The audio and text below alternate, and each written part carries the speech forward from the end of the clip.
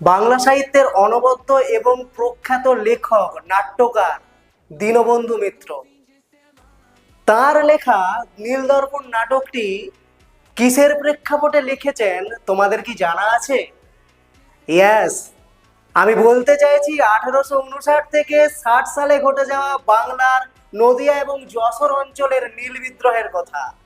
যখন নীলকর সাহেবরা নীল চাষিদের ওপর তাদের অন্যান্য যে সমস্ত চাষাবাদ ধান থেকে শুরু করে এবং অন্যান্য চাষাবাদ করতে না দিয়ে শুধুমাত্র নীল চাষকে কেন্দ্র করে আমাদের বাংলায় যে চাষাবাদ শুরু করিয়েছিলেন, মূলত তাদের ইংল্যান্ডের ব্যবসা বাণিজ্যকে ত্বরান্বিত করার জন্য, সেই কাহিনীকে কেন্দ্র করে নীলকরদের বিরুদ্ধে গর্জে উঠে নীল চাষিদের যে ক্ষোভ এবং তাদের বিরুদ্ধে গর্জে ওঠা যে লড়াই, সেই লড়াইকে কেন্দ্র করে দীনবন্ধু মিত্রও কিন্তু থাকতে পারলেন না।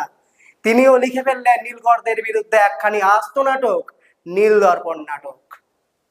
এরকমই অনেক ইনফরমেটিভ ভিডিও পাওয়ার জন্য আমাদের চ্যানেলটিকে সাবস্ক্রাইব করে রাখো, এবং ভিডিওগুলি ভালো লাগলে তোমরা লাইক, কমেন্টস এবং বন্ধুদের সঙ্গে শেয়ার করতে ভুলো না যেন।